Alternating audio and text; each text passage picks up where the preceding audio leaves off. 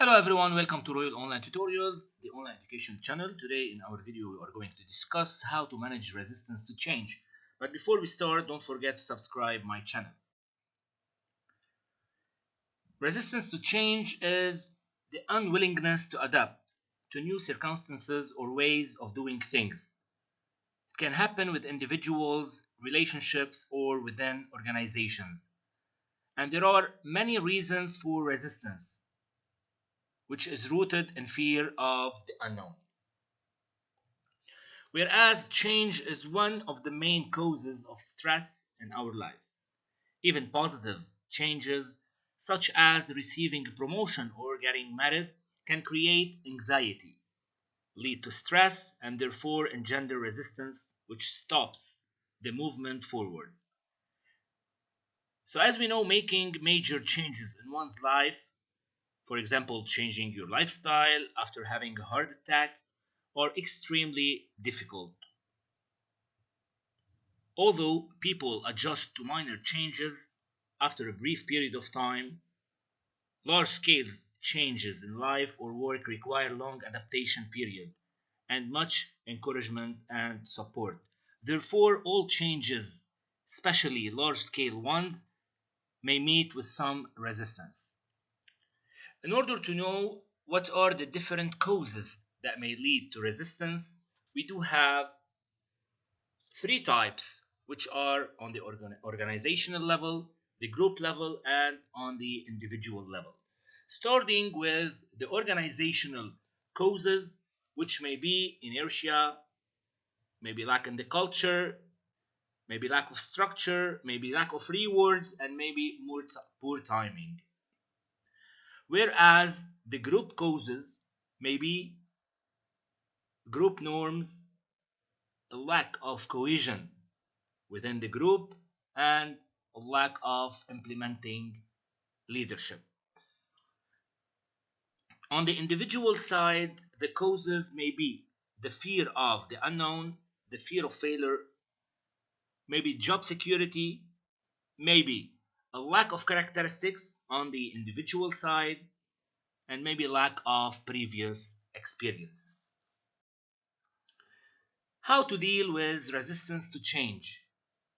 There are several methods we can use in order to deal and in order to manage resistance to change. And they are the following, starting with the education and communication. So we can provide information. When there is a lack of information and fear of the unknown in all phases of the change process. So providing fruitful information will be the solution through communicating with each other and through being well educated. Second, participation and involvement. We should engage our employees. For example, when people do not have all the information or when they have power to block implementation in all phases of the change process. And here it's very fruitful because it may lead to more commitment and it may provide richer alternatives and ideas. But as a disadvantage, here we can say that it's time consuming. And we have maybe a risk of not implementing the change effectively. Moving to the facilitation and support. So here we should understand and provide support, especially when people are resisting because of factors such as fear during the change and the refreezing phases. Negotiation and agreements.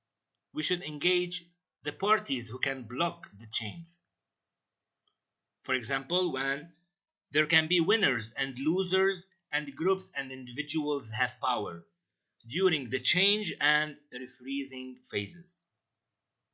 So here it's easy to implement and to balance the power, but as a disadvantage it can be expensive, time consuming, and it may lead to continued and further negotiation. Manipulation and cooptation. So here we should bypass the resistance through promises. when nothing else works or other options are too expensive during the change phase. So here it's beneficial because it's quick and inexpensive, but as a disadvantage, it can lead to mistrust and resentment. Finally, explicit or implicit coercion.